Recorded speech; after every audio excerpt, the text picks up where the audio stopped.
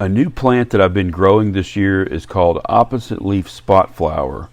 It's a perennial wildflower native to the southeastern U.S. from Texas over to North Carolina, down into Florida, north into Tennessee, Missouri, and Arkansas, and it also grows down as far south as Mexico.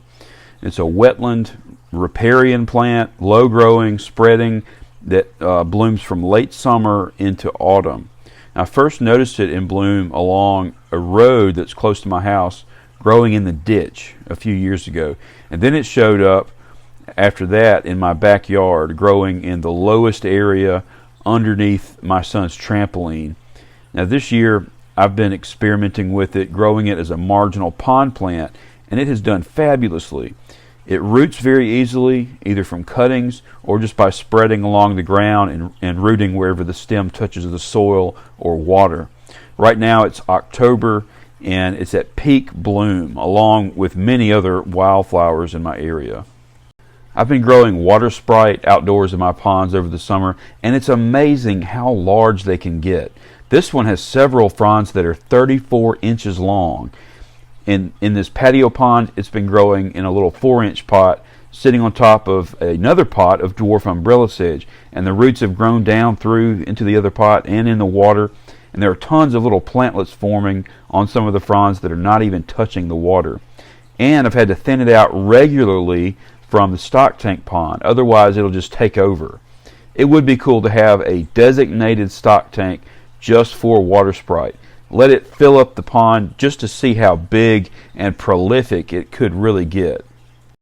I'm growing a new variety of dwarf umbrella sedge called Baby Moses, and it is a much smaller and better suited variety for patio ponds, topping out at about 2 feet in height, compared to my other dwarf variety, which gets 4 feet tall, but is still considered a dwarf since the original form gets 6 to even 8 feet in height. I've already started propagating the Baby Moses and should have plenty to share in the spring of 25. I'm currently in the process of expanding my greenhouse.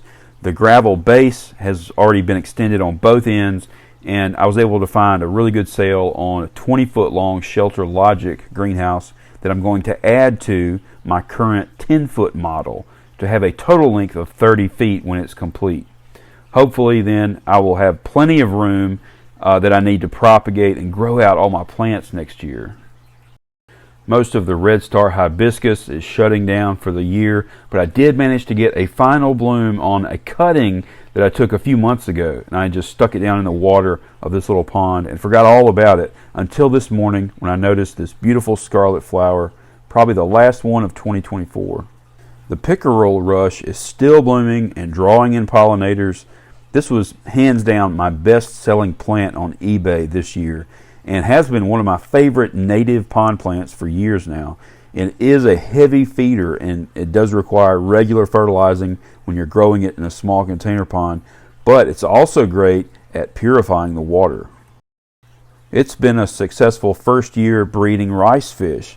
I've gotten dozens of fry, but could have had more, I believe, with a more organized breeding setup. I basically just transferred the eggs to whichever tubs were available outside, but these tubs also ended up with tadpoles and dragonfly larvae, so the numbers of fry were not as high as they could have been. Hopefully I'll have room in the new greenhouse next year for a much better and organized breeding system. Another experimental plant for me this year has been Neptune's Crown. It's a tropical and subtropical Alternanthera species from South America, and it's fascinating the way it grows. The stem internodes will swell and become buoyant, allowing the plant to float on the water surface, and each node will sprout roots of its own, and the plant just keeps growing indefinitely, getting longer and longer, but it can be broken up into many pieces, and each piece will become its own plant. It grows fast, it's a heavy feeder, sucking all those excess nutrients from the water column, and I'm also growing it indoors as a floating aquarium plant. Lately I've begun bringing in some of the tropical aquatics back indoors, like some Amazon swords, which grew like crazy in the goldfish pond, some dwarf water lilies and tiger lotus and narrowleaf pogostemon. I'm in the process of changing up my indoor tanks. Some are going to be holding tanks for plants that will be for sale. Others will be more or less display tanks and for experimenting with new plants. The stock tank pond has been nothing short of prolific this year. I crammed in as many different plant varieties as possible and have been thinning out the excess growth every week or two. And at first I only had guppies in here, but partway through the summer I added some goldfish, which actually improved the pond considerably. We tend to think of goldfish as being messy and dirty, but they can have a positive effect in a heavily planted pond by scavenging plant matter and fertilizing the plants with their waste. And there's no filter or pump here, it's just plants. And it's amazing how when there are many fast-growing plants competing with each other, there's not necessarily only one species that dominates. I mean, at first the salvinia and the frogbit were dominating and required heavy thinning out, but once all the other plants became established, it's like their competition with each other seemed to keep the other's growth in check. For example, the European frogbit can be super invasive, and I expected it to take over in this little pond, but it really hasn't. Of course, the true test of this would be to not do any thinning out of any plants and see what happens, which could be a fun experiment one day.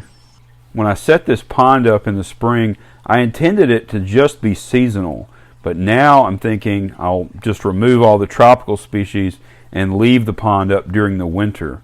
And this will give me a chance to kind of experiment with certain plants that I'm not quite sure are going to be cold hardy in my zone or not. Now, growing plants in the cement mixing trays has really worked out very well. They're a great size and depth for a lot of different plants, and I may try to incorporate them into the layout of the new greenhouse, especially for propagating plants next spring. And even though I don't yet have the greenhouse space, I've been trying to propagate as many different plants as possible to get some inventory built up for next spring. And over time, I would like to build up a collection of native marginal aquatic and wetland species. There are so many native species that are still relatively unknown by the majority of pond enthusiasts and aquarists, and so this is one of my goals going forward, to introduce more hobbyists to our own native plants. But I will still have plenty of non-native plants on offering too. There are many that are tough and durable. They can grow in a wide range of planting zones.